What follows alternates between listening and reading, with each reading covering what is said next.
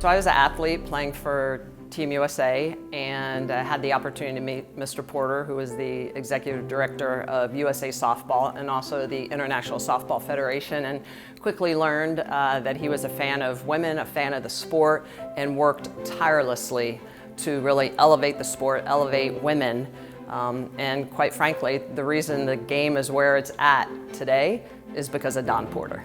Don Porter was a visionary. He had a mindset that he wanted to grow the sport, that we needed to be an Olympic sport. He would tell me stories of how he would meet with IOC members in Singapore, around the world, and stage a softball game outside the window of a hotel so he could say, oh, look, they're playing softball here in Singapore in the middle of the city. And he just was visionary in the sense that he knew if we got on the Olympic program, the sport would explode. And that's exactly what happened. After the 1996 Olympics, the SEC started to have softball programs. And since then, the sport has been on a rocket ship. So really, Don Porter having the insight to know that if we continue to grow the game at the elites level, it will trickle down to the grassroots level. And I have a career.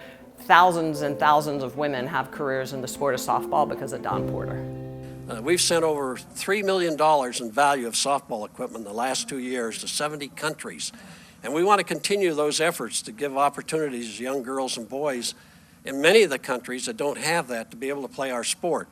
Don Porter was the main architect of the internationalization of softball. He served as president and CEO of the International Softball Federation for 26 years. Prior to that, he served as the first Secretary General of the ISF, elected in 1965. Porter was instrumental in bringing softball to Oklahoma City, including the Women's College World Series.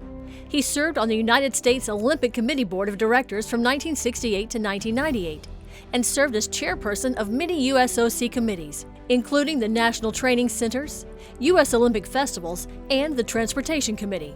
He received the USOC President's Award for his contributions to the USOC and the Olympic movement in 1998. Porter was awarded the Olympic Order by the International Olympic Committee in 1997. After decades of lobbying and campaigning, softball was introduced as an Olympic sport for women only in the 1996 Summer Olympics. In 2005, the IOC voted to drop baseball and softball from the Olympic program for the 2012 Olympics, but under Porter's leadership, in 2011, the International Softball Federation and International Baseball Federation assembled a joint proposal to revive play of both sports at the 2020 Summer Olympics, and both sports were added to the 2020 Olympic program.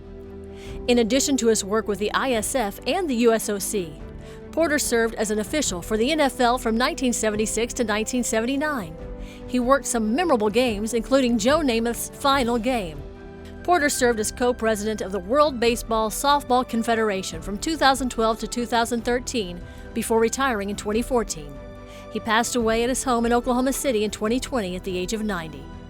We are honored to induct Don Porter into the Oklahoma Sports Hall of Fame.